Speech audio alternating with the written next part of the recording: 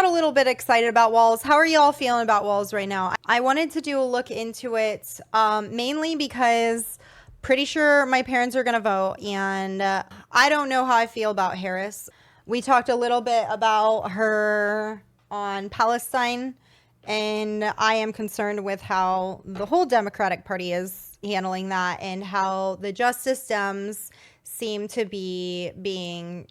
The squad, excuse me. It seems like Bowman was targeted not just by AIPAC, but also gerrymandering. Bush as well. But Walz has the Hank Hill energy. Okay, so when Walz got, like, picked, I started looking into him a little bit. I was actually at Lucid Stream. I started getting excited at Lucid Stream. Lucid brought the energy. I was so hyped. I was very excited. I was like, oh my God. I was pogging out. And I actually ended up calling my dad that day because I realized I was fighting an uphill battle trying to argue based on queer rights, which I know sucks to hear, but I think the reality is he's going through what he's going through as a Midwesterner, like, factory worker. And so I think he voted based on class issues, but based on perceiving Trump as being for the everyday person, which we all know is a lie, but some people ate that lie up, unfortunately, and it worked. So I was like, I think this is someone that my dad might actually like. And then I was excited because I'm hoping to see some actually good economic moves in terms of not just continuously fucking people over worse. That was kind of my hope with him. And how does he think Trump is for working people? That is something I tried to ask him. He just started, when I asked him, like, why did you vote for Trump? He started talking about his job. And so something I think that's really important to understand is I'm here. Why do you talk about politics, chat? Like, some people enjoy talking about politics a little bit. Some people find it really important. My dad, like, made his check on overtime, right? And then working a bunch of side jobs too, right? Putting in carpet, plowing the snow during the winter time. I'd even go with him, you know, to those side things. He was always working. And it made me realize that he just gets whatever he hears on the radio, and he doesn't have a lot of time to think about politics. He's probably just eating up whatever the mainstream media is saying, and I can't tell you what the mainstream media is saying because, I don't know, one's in chat if you pay attention to the mainstream media, zero's in chat if, like, not at fucking all, two's in chat if you are locked in a little bit to, like, know what's being said, or there's someone around you that you hear it from a little bit, or whatever the case may be. I usually am not fucking around with mainstream media. Just occasionally I'll run into it. And that's not like an intentional trying to be away from it. It's just like I don't consume a lot of news until it's like something I find of interest, right? My little news section is all about relationship shit because I want to go for marriage and family therapy. It's what I am hoping to do after these elections happen. I sat down after listening to Lucid a little bit and I read through his wiki and I was looking into some things and I was like, this guy actually looks pretty solid on some things. A section, like a little thing that stuck out to me that maybe some people wouldn't notice it, but there was even a little section in his wiki talking about repetitive stress injuries. And that's something I worry about a lot for my father since I'm a workers' rights kind of vegan. Slaughterhouses already have really high repetitive stress injury rates considering the industry. And then when they force them to speed up, this becomes even worse. You know, there's a human casualty there as well. It's also really... Slaughterhouses are a dark topic. There's a lot that goes into that. But one of the elements of that is the repetitive stress injuries. And I think about that a lot for factory workers, actually, specifically because my father. So I saw that in a few other sections that I was like, hell yeah, I really think I like this guy. And then I saw some critique of him was like, he doesn't own any... No, I'm not going to be able to tell you the economic terms because I don't own any of this shit either. I I got my like savings account and I'm cool, you know? People were critiquing him for not owning these things that I don't own. And they're like, well, he's not going to understand the economy enough to, you know, basically do this job. First off, I don't think that's necessarily true. My understanding is Hassan doesn't have some things around that. He does have like a really expensive house, right? But he doesn't own, like, Hassan has retirement accounts and stuff, but nothing else. And see, I think I just support that. I think that people should have retirement. That's one of the things I really want. I want to be able to have a retirement. And I think that everyone should. Now, I don't know what, like, the ideal look for that is, but if I were to try to give you some financial advice, I'd be like, fucking take care of yourself when you're older. None of us are retiring, Omega Lol. That is my belief. But I'm like holding on to the smallest shred of hope that that's not true. And I fucking blame Stardew Valley for it. How dare Stardew Valley give me hopes and dreams economically? Fucked up, honestly. I think some of us are retiring. I hope so. And so I try to maintain that. I try to maintain that hope. I would like to pass that along to others as well. I would love for you to have a retirement. I would love that for you. I think that's good for society. Generally, I think that's good for you as an individual. So if it's that he owns pensions, I mean, I'm open to like critique of that. Like, is there some concern around the way it works? I think that critique was bullshit. Politico dropped a little Your Tim Walz Policy Guide where he stands on abortion, unions, energy, and more. We're just gonna like peek through that.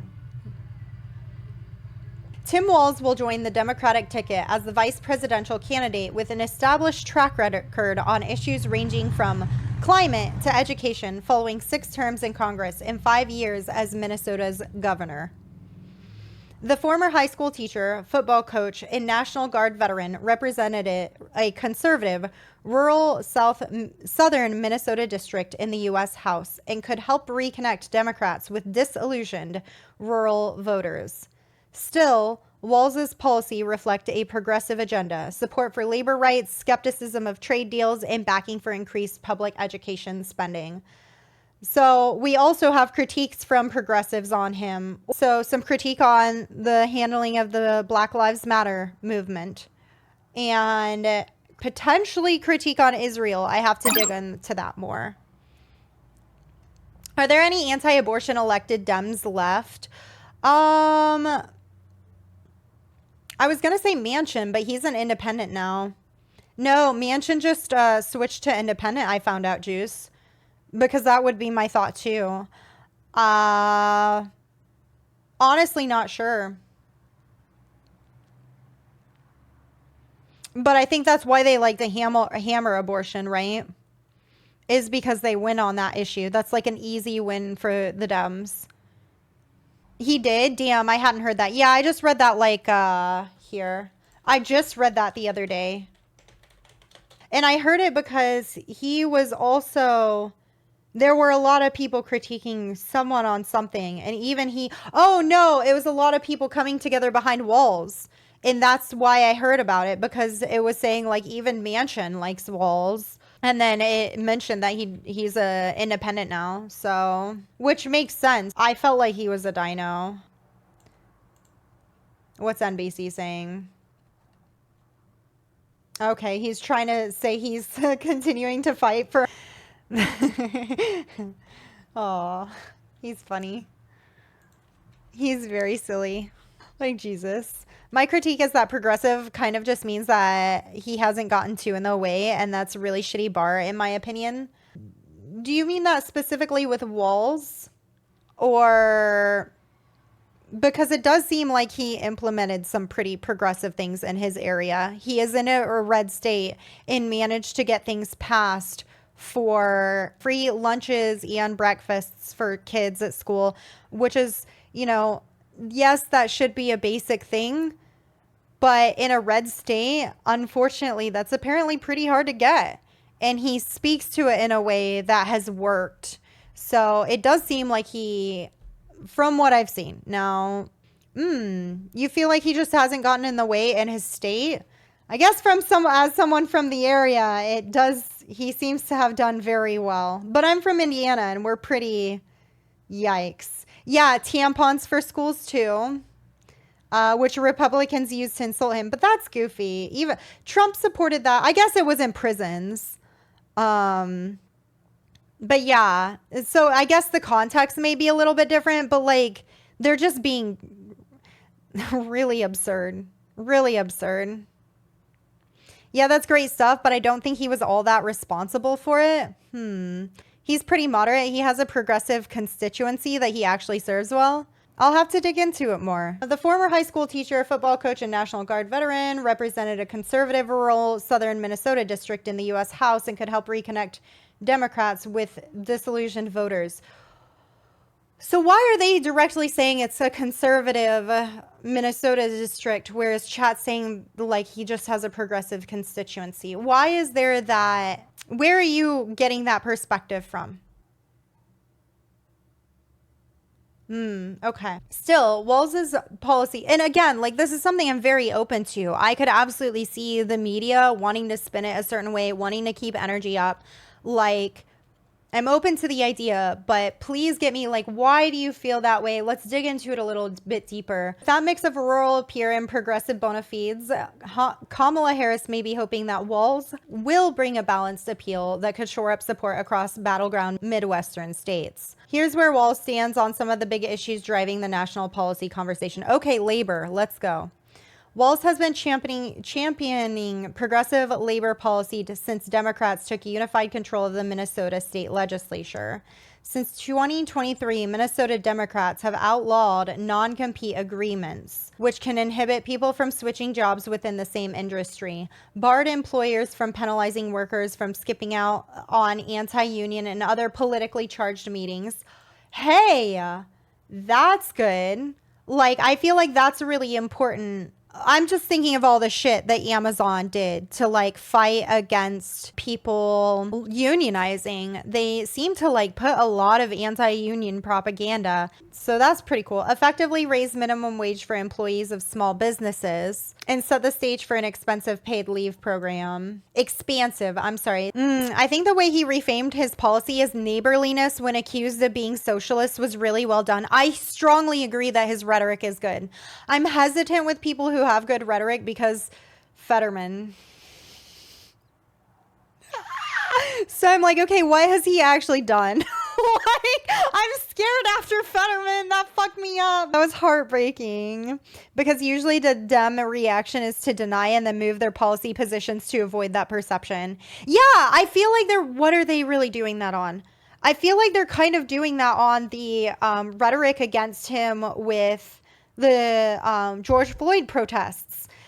I feel like they're just, and we might go over this a little bit later because we have some news on it. But like, it seems like they're just like, oh, Trump is going after him for this, but actually Trump thought it was good. And so they're just calling out hypocrisy and then they're highlighting, I just skimmed this article. I didn't get to go through the whole thing, but it seemed like they were kind of doing that where instead of like being like, no, this is not the case, they're just like doubling down and being like, yeah, and Trump liked it. Which, to be fair, okay, you're calling out the hypocrisy and how silly this attack is with that being in mind. And I think that's fine to do, but also it might be a genuinely important question. And I think that's why it's a good one to attack because I do think it is potentially decent critique. Sounding like Harris Walz is trying to go hard on being pro-labor, but I have skepticism because Biden did the same thing, then busted a rail strike. Yeah. Yep. That's fair. I think it's good to be skeptical. So he did some pretty solid things here. I like these. I think these are good. Walz is also a former union member, and he joined a United Autos worker picket line last year during its high-profile contract dispute with the big three car companies. Ayo! I like to see that. The choice may give Democrats nationally a shot in the arm, as many of these ideas have been stymied in Congress, even as things like paid leave remain popular among the public and counter concerns on the left that Someone like Walz would be too moderate to support major changes for working Americans. He only called for a ceasefire last year after October, even though he got his master's degree in genocide studies. Walz? What?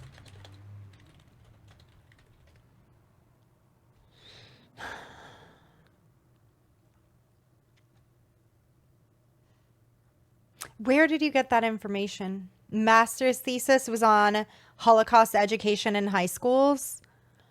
Interesting. I have to admit my bias. The guy is a Democrat under a Harris presidency. I don't see him stirring the pot in favor of low-class people or freeing Palestine.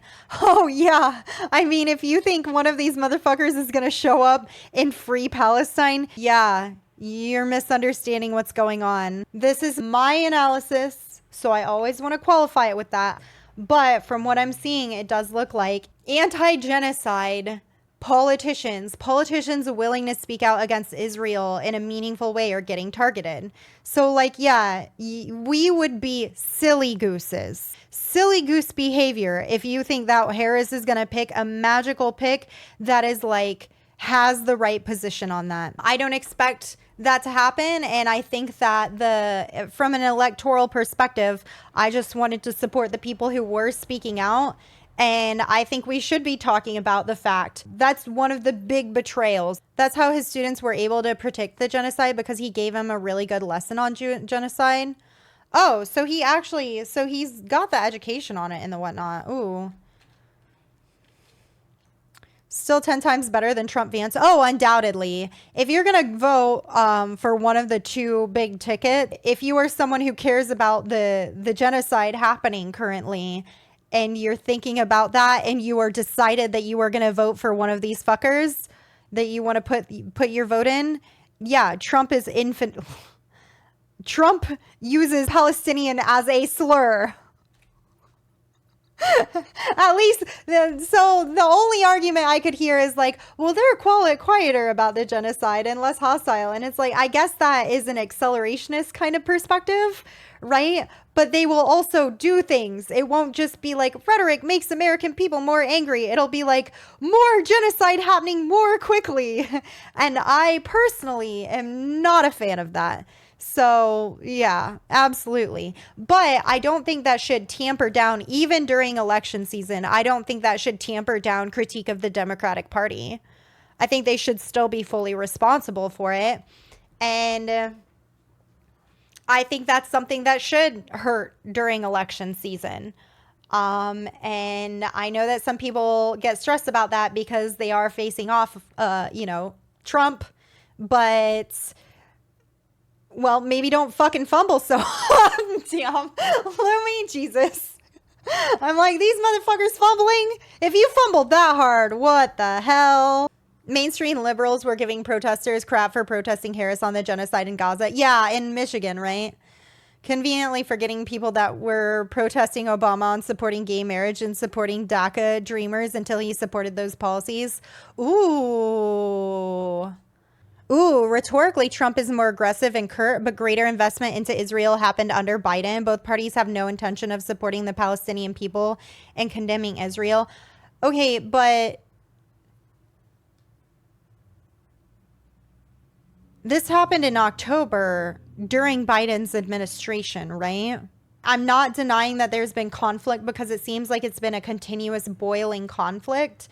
But my understanding is that I'm pretty sure it started under Biden's administration, and then we saw an active up-ramping in genocide. So he supported that as it happened, but I think that's more like circumstantial. I really don't believe that Trump would have handled it like less bad. And I think to make any meaningful analysis, I think that you have to factor that in.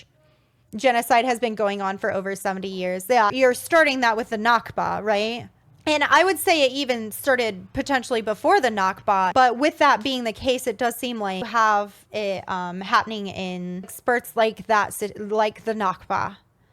And it fluctuates. Genocide is always happening, so violence is always needed to maintain it. But big conflicts happen every couple of years.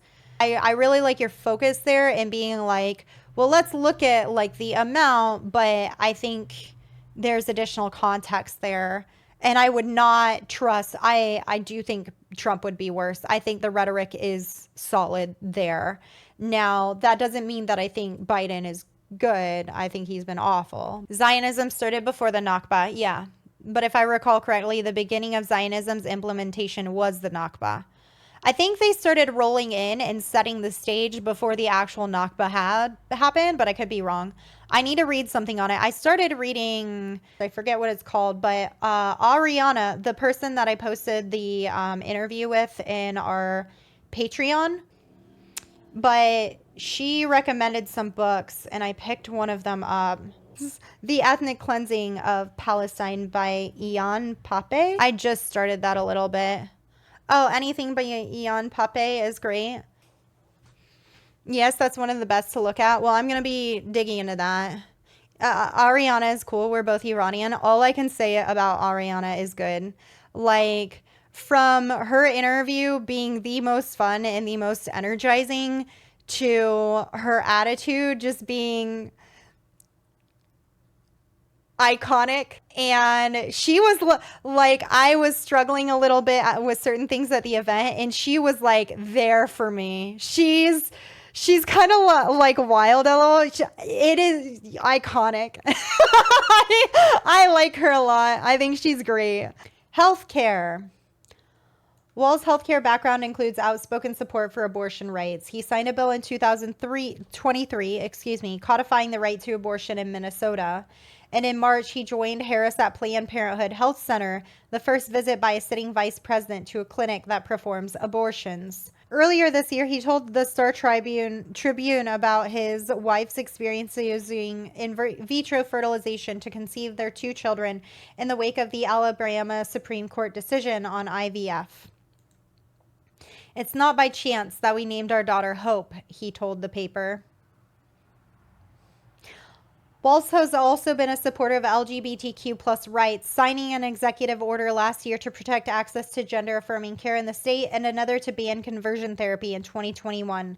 And in 2020, he signed a legislation lowering insulin costs for patients struggling to afford it. In terms of like supporting LGBTQ rights, I know he was also like, it seemed pretty early on. Students came to him. I think they were asking for a sponsor, like someone that would help head the student organization for LGBT, like it was like an LGBTQ student organization. I forget what it was called, and he did it. So solid. Not a homophobe. But like, I feel like that's like a Democrat basic, you know? Am I wrong on that? Oh, it was their school's first GSA, right? Yeah. So it is. I do feel like it's pretty positive, especially that's something that you want to see. And it's really cool to see from that area. But, oh yeah, he defended LGBTQ students and sponsored their GSA, Gay Straight Alliance. Basically, gay kids and allies can hang out. Cool. Earlier this year, he signed legislation that bans medical providers from withholding necessary care due to unpaid debt and prohibits medical debt from impacting credit scores. In June, the Consumer Financial Protection Bureau also unveiled a proposal to keep medical debt from hurting one's credit scores, with Harris leading the push. Walz garnered criticism from Republican leaders during the pandemic for his COVID-19 policy, which included an indoor mask mandate and a hotline for people who were breaking COVID rules. Oh, damn. They had a hotline? I didn't even hear about there being hotlines for people who were breaking COVID rules. Oh, Pillbug Hug, you're from where he's from? Minnesota? Granted, I didn't have any trouble at all getting my hormones in Minnesota, and I definitely thought it would be a lot harder. That's fair. A friend of mine wanted to found a GSA at my high school, but the teacher they had in mind didn't believe in homosexuality. Heartbreaking. So let me be very, very clear. I am excited about that perspective from someone from a rural state. 100%. Oh, God. The GSA at my niece's school got disbanded because the teacher sponsoring it didn't want to stand up against rural Indiana hate. So one's in chat if that's really important to you, that he was willing to do that pretty early on. Zero's in chat if you're like, low bar for Democrats. Hey, I have mixed feelings on it because I was really excited reading about it. because I come from Indiana and I've dealt with homophobia in a rural place in Indiana. But then I guess like I also view it through the lens of like, well, he's a fucking Democrat. He should. But I guess that just reinforces like that's a good pick. I'm glad they didn't pull some like, but I would be surprised if they pulled some homophobic, you know, dumb.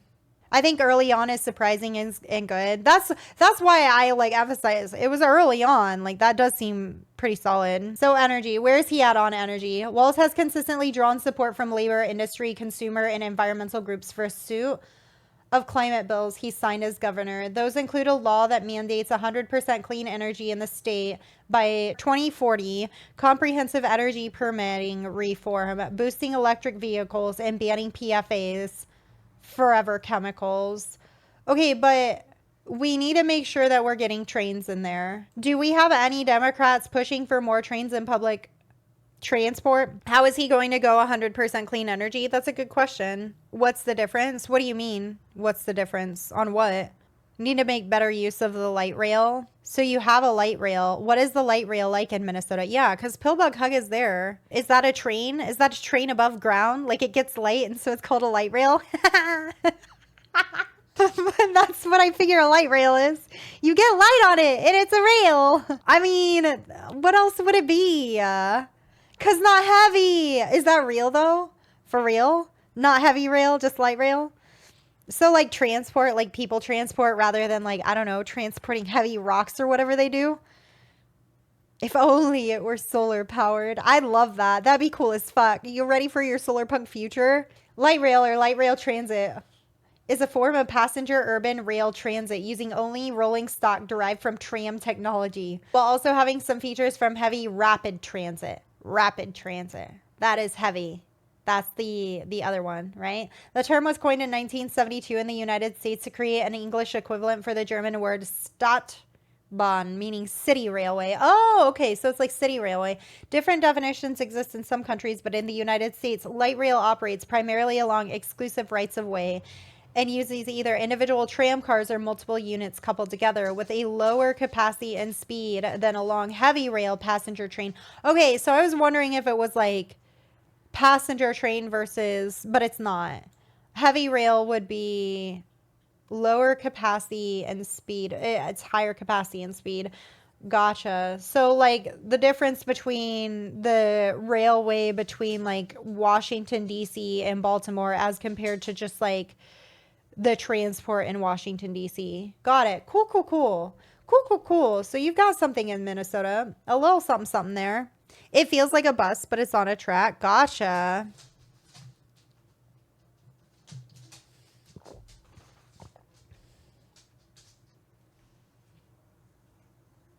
EVs are not actually good for the environment in any way. They are arguably just as bad as conventional cars and heavily rely on mining in African countries like the Congo and lithium farming in South America, which is really fucking bad. It seems like a trade-off, yeah. I'd have to look into it. I don't know what the specific impacts on that versus like usage of gases, but I do think that we need to move away from cars somehow. I'm too American to believe in completely getting rid of cars. You can keep fighting on me with this, but like my brain is too American to even envision that being possible. I can imagine like mixed futures. But yeah, the infrastructure is trash. We need to stop manufacturing new cars that are designed for obsolescence in several years. I support that. I support that. Lily was saying we just need to stop building cars the other day. And I was like, you're on some thing I'm not. I don't know what it is, but I think it's not. I think it's the difference between Ameribrain and non-Ameribrain. I'm like, I can't even imagine that. Oh. I was like, Lily, I love you, but I'm not there. I don't believe in that. And I'm like, oh no, this is like my worst take. I'm going to be honest. I'm pretty sure it's because I'm like deeply Midwestern and I recognize it. But I do think we need to really be building cars that last 100%. But I don't think we need to build like a ton, you know. The 20-lane roads and huge cloverleaf intersections and whatnot are dystopian to me. I hear you. I hear you. I used to, like, I don't know. I do sometimes when I get into larger cities and they have the big clovers. Not the big clovers, but like the big, like, whoo, you know, where the roads get really high up. And you're like, man, if I just turned and went through that wall, I'd be fucked. I love those. You can definitely do that with trains. And I feel like it's even fucking cooler when you're in a train because instead of like looking out the window and being like, I could die if I just, you like look over and you don't even have to be like, you're not even distracted from driving and you can just stare at it. You know what I mean? I feel like that's so much better. I get scared of roads and cars. I am telling you, every time I see one of those fucking semis, I'm like, this is the modern day T-Rex. It's giant and it could just fucking kill me. Feel like I'm living among dinosaurs, but in a bad way. I guess they are like dinosaur fueled, aren't they? So, like close enough. The truck driver is surviving on gig work and has been awake for 18 hours. Yeah. Yep. Yeah. I needed to be high to hear semis are the new T-Rex and run on dinosaurs still. I'm sorry. These aren't even my stoner thoughts. These are my, I've been driving for a while thoughts. People in the USA don't live in dense cities a lot of the time where the metro is more efficient. I don't think we need to somehow get people into a city. That's exactly, so Rainstorm, that's kind of why I feel like I'm so Ameri-brained. It's hard for me to imagine just completely getting rid of cars. I think that you're going to need individualized transport to get people to and from the more connected places. If buses work better, like we already do that for kids. I can see that. That's fine. The only place that I've gotten to visit with decent public transport, Norway, and their public transport seems like way better than America's, right? So I don't have much to compare it. They still have cars. And it's like, I feel like you can survive in a city without a car, but I have friends who survive in cities in America without a car and they do fine.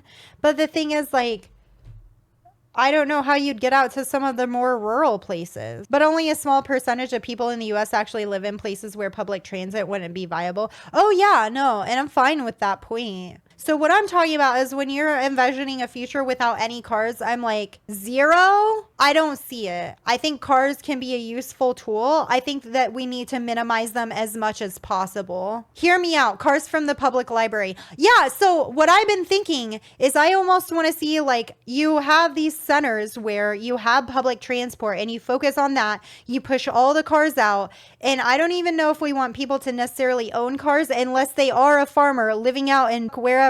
And then you have like rental vehicles or public vehicles, or I don't know what it would look like, would be the ideal, right?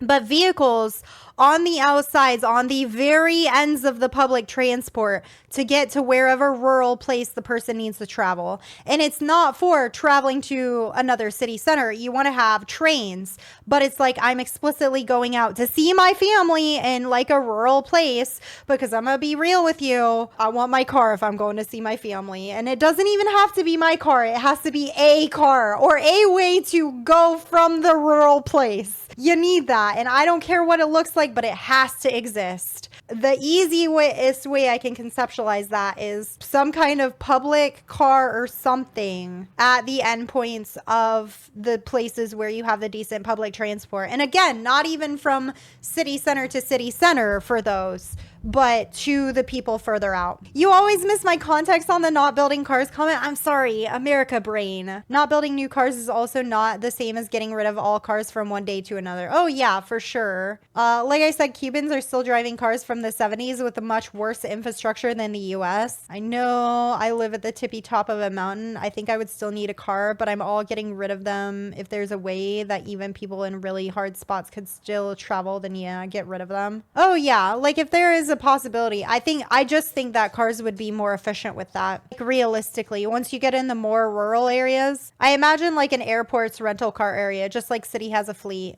Okay, I think we're on it with this one. Good car chat. I needed that. During his tenure, Minnesota passed a law to cut carbon from the natural gas sector by helping fund projects that would reduce emissions, as well as incentivizing the transition from gas to electric power. The state also passed an energy efficiency and conservation bill to modernize efforts to reduce energy consumption. He's really taken a practical and holistic approach, and he has done some of that through the Democratic trifecta, where there was a lot of progressive support. But he also has done a great deal of that through split legislature when our Senate was Republican controlled, said Audrey Patridge, executive director for the Minnesota Center on Energy and the Environment. His administration has supported iron mining and steel production in the Iron Range, but it has treaded carefully on more contentious projects that have faced legal and federal battles, such as the environmentally riskier effort to mine copper in the state. I could see it being like those little bikes that they have in New York, but instead they're cars. I'm there for that. Agriculture. Walz has a broad experience crafting policy as a red district Democrat who served 12 years on the House Agriculture Committee.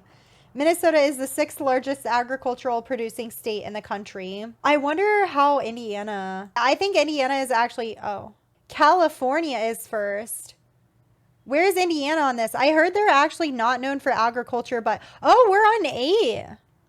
But more manufacturing. We do a lot of manufacturing too. California, Iowa, Nebraska, Texas, Illinois, Minnesota, Kansas, and Indiana, North Carolina, Wisconsin, Ohio, Missouri, South Dakota. Who's in last?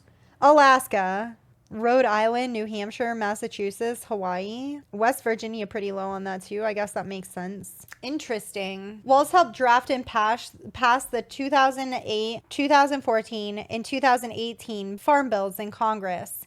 He was also the top Democrat on the committee subpanel overseeing rural conservation and energy programs alongside current House Agricultural Chair G.T. Thompson. During negotiations over the 2014 and 2018 Farm Bill, Walz pushed hard for bipartisan legislation to protect grasslands from being converted by farmers into cropland. When he ran for governor, Walz promised to expand agricultural markets for Minnesota farmers, support new farmers in the state, and invest in agricultural research for enhanced productivity. Tax. As governor, Walz has put Minnesota on the map for having some of the most progressive tax policies in the nation. He signed a $3 billion tax package during Minnesota's 2023 legislative session, which include a fully refundable child tax credit equal to $1,750 per child. The law also expanded tax credits for K through 12 education expenses, working families, and child care, as well as slashed taxes for Social Security recipients in the state. What is a fully refundable child tax credit? What does the fully refundable aspect mean? Let's find out.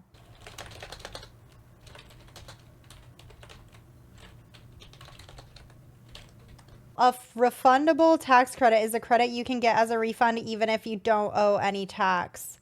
Okay, so that's good. So you can just get it. It could just be like a straight up, here's your money. Why not just pay a lump sum then? Literally no idea.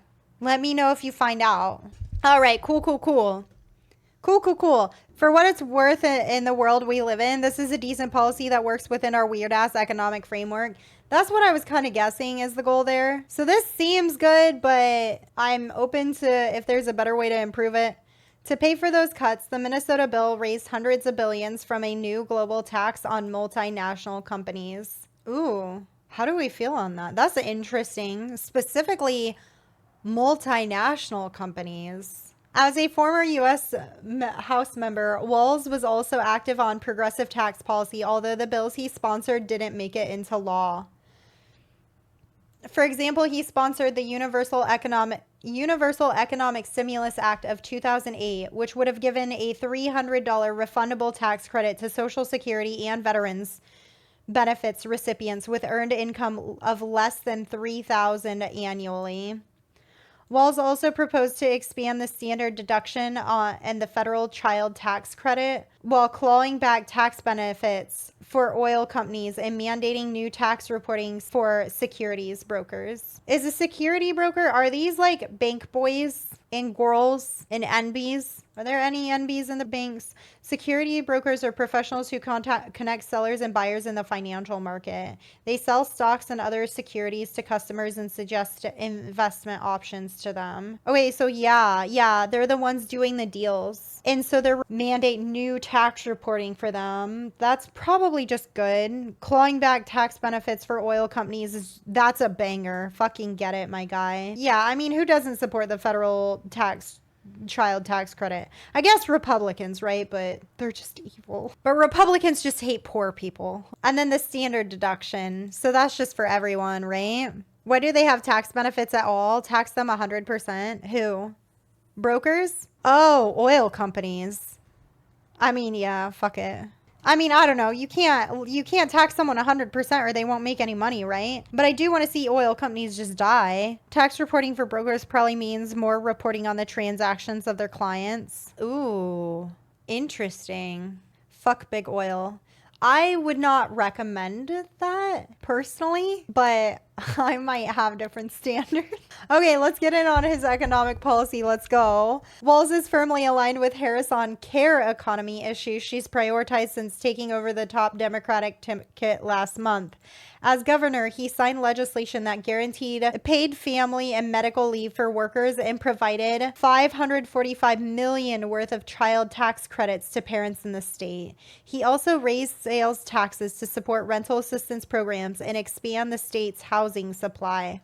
Financial industry watchdogs have praised the pick, noting that Walz backed new laws targeting so-called credit card junk fees in large healthcare mergers. Credit card junk fees. Is that just going to be predatory shit by credit cards? Is that just lumped in with bank shit? Who does the credit cards? I mean, most of this sounds good. Okay, what is the large health? Is that just like big pharma? I don't know how to target my concerns with that. I am really frustrated with our healthcare system. The massive fees. It feels like insurance doesn't pay enough. Getting healthcare in this country is terrifying. There's definitely an issue here. I'm not sure if this pinpoints it, but I do want to see some improvements in the healthcare system. Ooh! Transportation. Trains? Let's see. Transportation. Walz has a robust and progressive record on transportation, including announcing earlier this year an almost $1 billion infrastructure plan with echoes of President Joe Biden's own big spending efforts that includes funding for everything from housing to roads and clean water. Oh. In 2023, Walz signed into law a $1.3 billion state house bill to fund transportation, which included a provision raising the state gasoline tax by 5 cents per gallon and indexing it to inflation, a feat the federal government has failed to achieve since the last time it was raised in 1993. So they are going to be taxing the fuck out of oil. Oil sales, though. Taxing us. Yeah, that's what I noticed. I see how it's happening. Oh, hell no, that's whack as shit. It's definitely going to be targeting consumers. Walz responded to criticism that a tax hike was overreach by saying it's not an overreach to fix the roads. The bill was replete with progressive priorities like electric bike credits and other ways to mitigate climate change. They're going to talk about electric bikes before they're talking about fucking trains? I love electric bikes, don't get me wrong. Walz has been a backer of the Biden-Harris administration's transportation initiatives, including the Inflation Reduction Act, which allowed sustainable aviation fuels to qualify for tax credits. I need someone who's like locked in on environment. I appreciate all of your labor on politics info. It's very helpful in my political literacy practice. Lumiere Gay. Oh my god, thank you.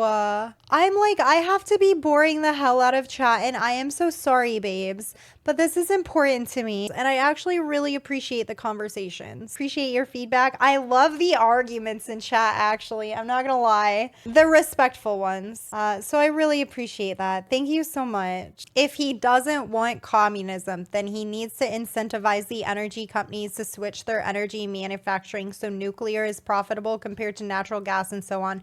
When you say if he doesn't want communism, what do you mean by that? If he doesn't want to step on the company's toes. Communism means a lot of different things to a lot of different people. Walz has been a backer of the Biden-Harris administration transportation initiatives, including the Inflation Reduction Act, which allowed sustainable aviation fuels to qualify for tax credits. In Minnesota, Walz created a refundable sustainable aviation fuel tax credit that provides $1.50 per gallon of sustainable aviation fuel produced or blended in Minnesota and sold for use in planes leaving airports in the state.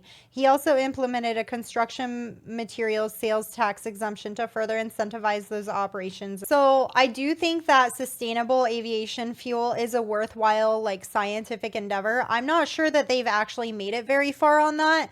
So I would be suspicious of people pushing that. But if we can get sustainable planes, that'd be cool. The planes are really fucking awful right now. And we could go to boats, but I think boats are bad too, aren't they? I guess I'm basing that off of cruises. Cruises are fucking awful. Hydrogen fuel, is it actually good though?